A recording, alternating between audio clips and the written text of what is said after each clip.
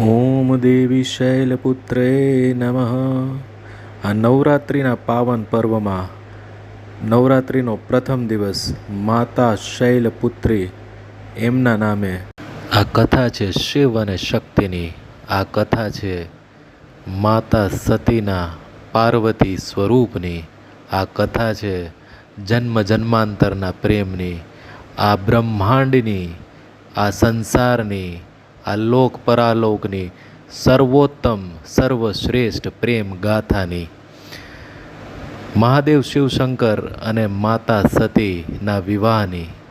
અંગે ભસ્મ લગાડીને, માતામાં ભભૂતની તિલક કરીને, ગળામાં મુંડમાલા ધારણ કરીને, સાથે ભૂતોની ટોળી રાખનાર મહાદેવ શિવશંકરને રાજા દક્ષ પ્રજાપતિ બહુ પસંદ નહોતા કરતા.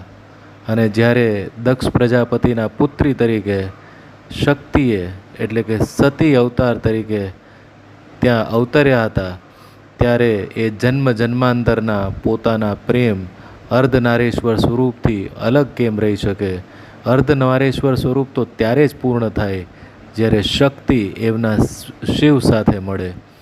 અને કહેવાય છે કે માતા સતી જે સતી તરીકે દક્ષ પ્રજાપતિના પુત્રી તરીકે અવતર્યા હતા, એમને મહાદેવ શિવ જોડે પોતાના પ્રેમને વિવાહમાં પરિવર્તિત કરવો હતો. પિતા દક્ષ પ્રજાપતિની સહમતિ ન હોવા છતાં પણ જ્યારે સતીએ શિવ સાથે વિવાહ કર્યા ત્યારે પિતા રોષે ભરાયા, ક્રોધિત થયા અને એ વાત ક્યારેય ભૂલવા એમણે માનસિકતા કેળવી લીધી. અને કહેવાય છે સમય વીતતા દક્ષ પ્રજાપતિએ બહુ મોટા યજ્ઞનું આયોજન કર્યું. આખા સંસારમાંથી તપસ્વી, ઋષિ, મુનિ, દેવો, ગંધર્વો, જીવ સૃષ્ટિના તમામ શ્રેષ્ઠ જીવોને ત્યાં બોલાવવામાં આવ્યા અને મહાદેવ શિવશંકરની ઉપેક્ષા કરવામાં આવી અને એમને કોઈ પણ આમંત્રણ ન મળ્યું. આ વાતની જ્યારે જાણ થઈ કે પોતાના પિતા બહુ મોટા યજ્ઞનું આયોજન કરી રહ્યા છે અને એમાં પુત્રી અને પુત્રીના પતિ એટલે કે એમના જમાઈને કોઈ આમંત્રણ નથી, એ વાતની જાણ થતાં માતા સતી થોડા દુઃખી થયા. પરંતુ પિતાના ઘરે યજ્ઞ હોય અને પોતે સ્વયં પુત્રી હોય, એમને ત્યાં જવાની ફરજ પડી.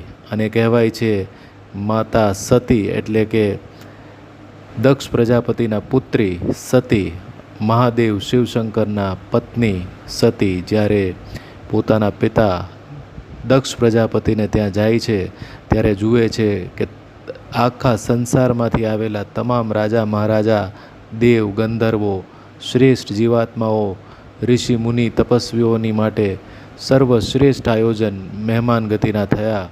અને પોતાના પતિનું આવું અપમાન જોઈને સતી એમનો ક્રોધ અત્યંત વધી ગયો અને એ તમામ સીમા ત્યારે તૂટી ગઈ જ્યારે એમણે પોતાના પતિ મહાદેવ શિવશંકરનું હળાહળ અપમાન જોયું. એમણે જોયું કે યજ્ઞવાળા દરબારની અંદર જ્યાં દક્ષ પ્રજાપતિએ તમામ અતિથિ અને મહેમાનો માટે ભવ્ય અતિ ભવ્ય વ્યવસ્થા કરી હતી, ત્યારે મહાદેવ શિવશંકરના પૂતળાને એક દ્વારપાળની જેમ એ દરબારના ખૂણા પર જ્યાં દ્વાર હતા ત્યાં દ્વારપાળની માફક એમની ત્યાં ગોઠવવામાં આવ્યા. અને આવું હળાહળ અપમાન જોઈને સતી પોતાના માતા પિતાની અવગણના કરીને પોતાના પતિના માન અને સ્વમાન માટે એ યજ્ઞકુંડમાં પોતાના પ્રાણોની આહુતિ આપી દે છે અને ત્યાં એમનું આ દેહમાંથી પ્રાણ છૂટી જાય છે. માતા સતી યજ્ઞકુંડમાં પડ્યા અને ચારે બાજુ વીજળી, પ્રલયંકારી હાહાકાર, એવો પ્રલયંકારી વંટોળ ઉઠ્યો કે આખું બ્રહ્માંડ ડોલવા લાગ્યું. મહાદેવ શિવશંકરને આ બાબતની જ્ઞાત થતાં ક્રોધે ભરાયેલા એ મહાદેવ તપસ્યામાંથી જાગૃત થઈ પોતાનું ત્રિશૂલ રહીને ત્રીજું નેત્ર ખોલીને દક્ષ પ્રજાપતિના એ યજ્ઞ થઈ રહેલા દરબારમાં પહોંચે છે અને માતા સતીના એ બળેલા દેહને પોતાના બંને હાથમાં લઈને તાંડવ કરવા લાગે છે. અને આખું બ્રહ્માંડ જાણે તોફાની વાદળો અને મહાપ્રલયંકારી વંટોળની વચ્ચે સમાપ્ત થવાની કગારે પહોંચવાનું હોય એવું ત્રાહિમામ ત્રાહિમામ આખું જગત ત્રાહિમામ પોકારે છે. બ્રહ્માજી અને વિષ્ણુજી ઝડપભેર મહાદેવ પાસે પહોંચે છે અને વિષ્ણુજી મહાદેવ શિવશંકરને વિનવે છે કે માતા સતી તમને છોડીને ક્યાંય નહીં જાય. એ જરૂર પાર્વતી બનીને ફરી તમારા સાથે વિવાહ કરવા પુનઃ જન્મ ધારણ કરશે. અને ભગવાન મહાદેવ શિવશંકરને માંડ માંડ બનાવીને સતીના દેહને ચક્રથી વિચ્છેદ કરે છે અને ભગવાન મહાદેવ શિવશંકરને માતા સતીના શૈલપુત્રી સ્વરૂપે થનારા પુનર્જન્મની વાત કહે છે. અને આ સાથે માતા સતીના જીવનનો અંત થાય છે અને માતા શૈલપુત્રીના આગમનની વાત થાય છે. આ કથાના બીજા ભાગમાં જોઈએ મા શૈલપુત્રીના મા બ્રહ્મચારિણી રૂપની વાત. જ્યારે માતા શૈલપુત્રીનો જન્મ એમના પિતા હિમાલયને ત્યાં થયો ત્યારે એ પર્વત પુત્રી તરીકે શૈલપુત્રી તરીકે ઓળખાયા.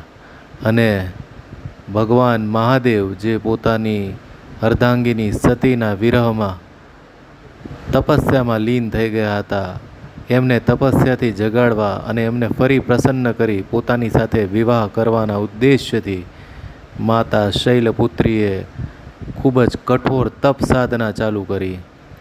અનેકવાર પ્રયત્ન કરવા છતાં પણ જ્યારે મહાદેવ શિવશંકર માન્યા નહીં એમના સાથે વિવાહ કરવા માટે, ત્યારે માતા શૈલપુત્રીએ મહાદેવ શિવશંકરની જેમ જ એમનું જ અનુકરણ કરીને એ જ કૈલાસ પર્વતોની હિમાલયની પર્વતમાળાઓની અંદર બ્રહ્મચારિણી સ્વરૂપે કઠોર તપસ્યા શરૂ કરી. અને કહેવાય છે હજારો વર્ષ સુધી પોતાના પ્રાણપ્રિય મહાદેવ શિવશંકરને પામવા અને ફરી શિવશક્તિ અર્ધાંગિની સ્વરૂપ અર્ધનારેશ્વર સ્વરૂપ બનવા માટે કઠોર તપસ્યા ચાલુ કરી. એક યોગીની તરીકે, એક બ્રહ્મચારિણી તરીકે, એક બ્રહ્મચારિણીના અવતાર તરીકે ખૂબ જ કઠોર તપ કર્યા પછી જ્યારે એ તપના આખરી ચરણમાં માતા હતા ત્યારે પ્રકાંડાસુર નામના મહાભયંકર દૈત્યએ માતા પર આક્રમણ કર્યું. ઘણા હજાર દૈત્યો ખૂબ જ પ્રચંડ વેગથી માતા પર આક્રમણ કરવા આવ્યા. માતા પોતાની તપસ્યામાં લીન હતા એવું જોઈ માતા લક્ષ્મી અને માતા સરસ્વતી માતા પાર્વતીના એ બ્રહ્મચારિણી સ્વરૂપની રખવાળી કરવા ત્યાં આવ્યા અને એ અસુરો સાથે મહાભયંકર યુદ્ધ કર્યું. પરંતુ એ અસુરોની શક્તિ અને એમના સૈન્ય બળ સામે વધુ શક્તિ અને વધારે આક્રમણની જરૂર પડી ત્યારે પોતાના તપસ્યાના આખરી ચરણમાં માતા પાર્વતીના એ બ્રહ્મચારિણી સ્વરૂપે પણ કમંડલને થોડોક ધક્કો લગાવ્યો. અને કહેવાય છે એ કમંડલમાંથી પ્રવાહિત થયેલા પ્રવાહને એના પ્રવાહના વેગની અંદર આ તમામ દૈત્યોનો સંહાર થયો અને માતા બ્રહ્મચારિણીની તપસ્યા પૂરી થઈ. આમ છતાં પણ જે બ્રહ્મચારિણી પોતાના એ બ્રહ્મચારી મહાદેવ શિવશંકરને પામવા એમને વિવાહ કરવા માટે તપ કરી રહ્યા હતા એ એમનાથી પ્રસન્ન ન થયા. અને કહેવાય છે કે પછી ભગવાન શિવશંકર એક તપસ્વી મુનિના સ્વરૂપમાં આવીને બ્રહ્મચારિણીના એ પાર્વતી સ્વરૂપને બ્રહ્મચારી અને સાત્વિકતાના અનેક સવાલ જવાબના પ્રશ્નોત્તરીમાં મૂકે છે. અને બ્રહ્મચારિણી સ્વરૂપમાં એ માતા પાર્વતી દરેક પ્રશ્નોના સર્વોચ્ચ જવાબ આપીને એ પરીક્ષામાં ઉત્તીર્ણ થાય છે. અને પછી મહાદેવ શિવશંકર એ તપસ્વી મુનિના પોતાના વેશમાંથી મહાદેવ શિવશંકરનો પોતાનો જે મુખ્ય વેશ છે એમાં પ્રગટ થઈને માતા બ્રહ્મચારિણીનો પાર્વતી સ્વરૂપે સ્વીકાર કરી એમની સાથે વિવાહ કરે. શૈલપુત્રી અને બ્રહ્મચારિણી મા જગદાંબાના આ સ્વરૂપો શિવ અને શક્તિની આ પ્રેમ ગાથા સર્વોત્તમ છે. એટલા માટે કે લાગણી શું છે, પ્રેમ શું છે.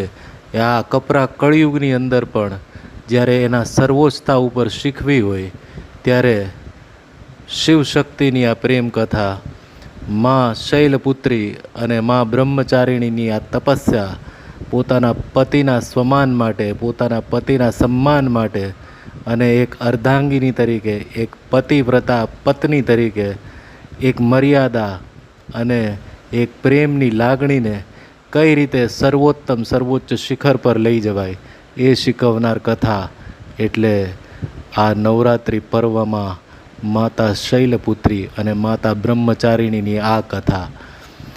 આવી જ રસપ્રદ કથાઓ અવિરત સાંભળવા માટે આ ચેનલને લાઈક અને શેર કરો. બને એટલો આ વિડીયો સબસ્ક્રાઈબ કરી મારો પણ ઉત્સાહ વધારો.